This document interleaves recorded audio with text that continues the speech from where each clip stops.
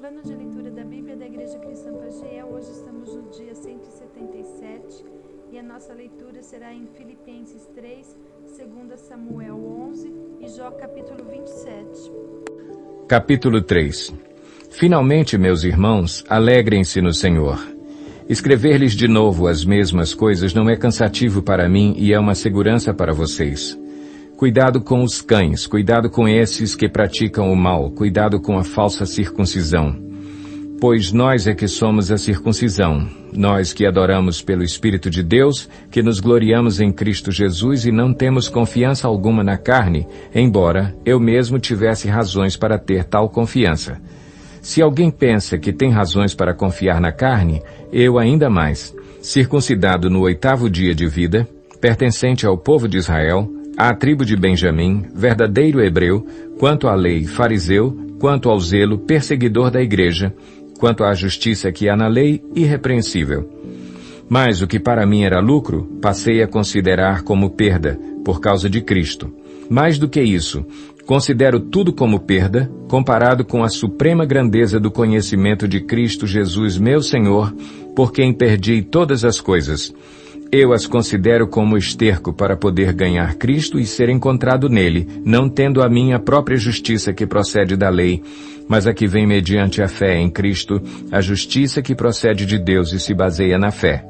Quero conhecer Cristo, o poder da sua ressurreição e a participação em seus sofrimentos, tornando-me como ele em sua morte, para, de alguma forma, alcançar a ressurreição dentre os mortos.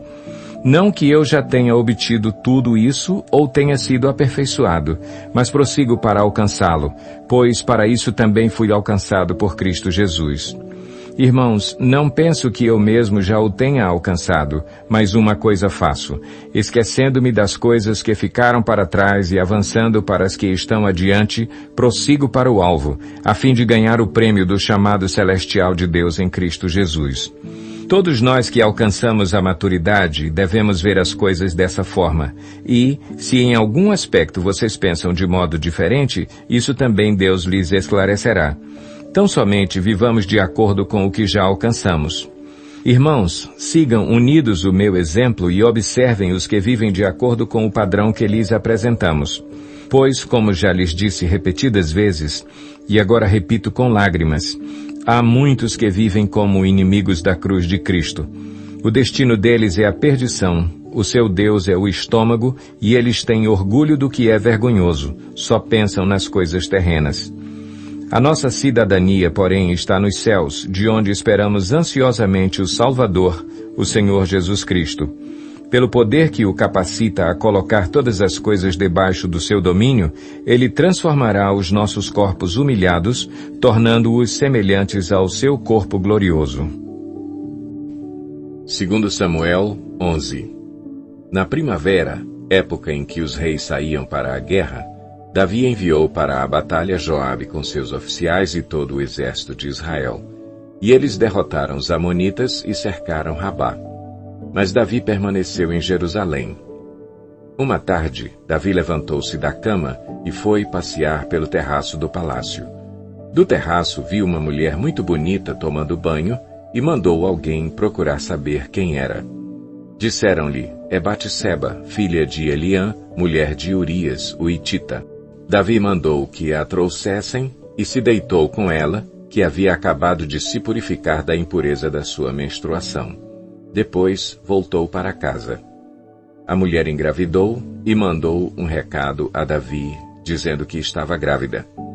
Em face disso, Davi mandou esta mensagem a Joabe: envie-me Urias, o Hitita. E Joabe o enviou. Quando Urias chegou, Davi perguntou-lhe como estavam Joabe e os soldados e como estava indo a guerra. Ele disse, vá descansar um pouco em sua casa. Urias saiu do palácio e logo lhe foi mandado um presente da parte do rei. Mas Urias dormiu na entrada do palácio, onde dormiam os guardas de seu senhor, e não foi para casa. Quando informaram a Davi que Urias não tinha ido para casa, ele lhe perguntou, depois da viagem que você fez, por que não foi para casa? Urias respondeu, a arca e os homens de Israel e de Judá repousam em tendas. O meu senhor Joabe e os seus soldados estão acampados ao ar livre. Como poderia eu ir para casa para comer, beber e deitar-me com minha mulher?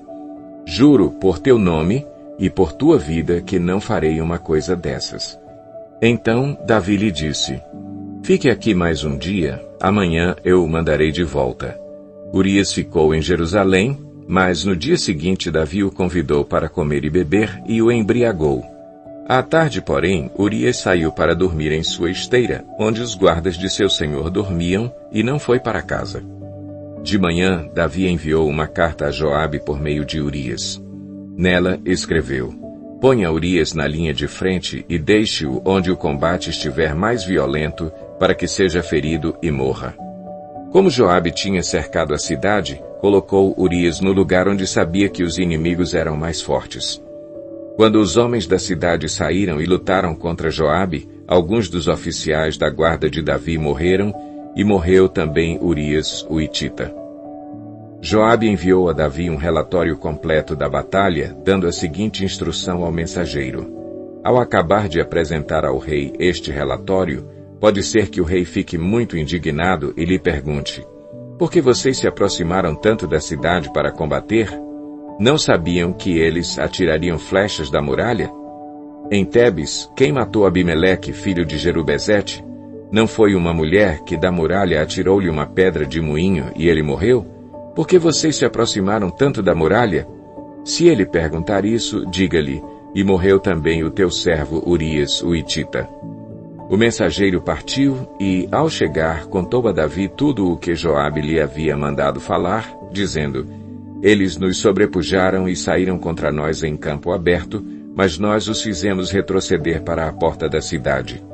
Então os flecheiros atiraram do alto da muralha contra os teus servos e mataram alguns deles, e morreu também o teu servo Urias, o hitita. Davi mandou o mensageiro dizer a Joabe: Não fique preocupado com isso, pois a espada não escolhe a quem devorar.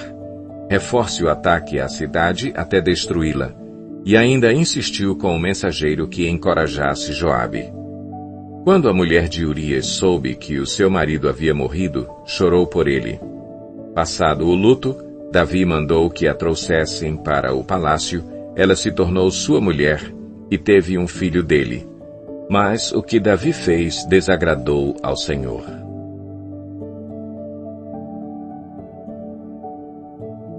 Jó 27. E Jó prosseguiu em seu discurso: Pelo Deus vivo que me negou justiça, pelo Todo-Poderoso que deu amargura à minha alma, enquanto eu tiver vida em mim, o sopro de Deus em minhas narinas, meus lábios não falarão maldade e minha língua não proferirá nada que seja falso. Nunca darei razão a vocês. Minha integridade não negarei jamais até a morte. Manterei minha retidão e nunca a deixarei. Enquanto eu viver, a minha consciência não me repreenderá. Sejam os meus inimigos como os ímpios e os meus adversários como os injustos. Pois qual é a esperança do ímpio quando é eliminado, quando Deus lhe tira a vida? Ouvirá Deus o seu clamor quando vier sobre ele a aflição?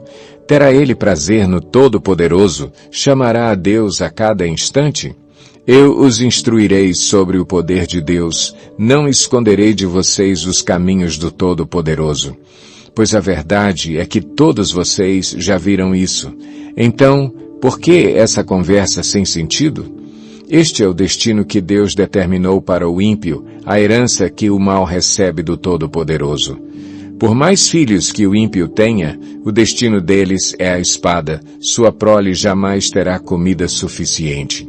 A epidemia sepultará aqueles que lhe sobreviverem e as suas viúvas não chorarão por eles.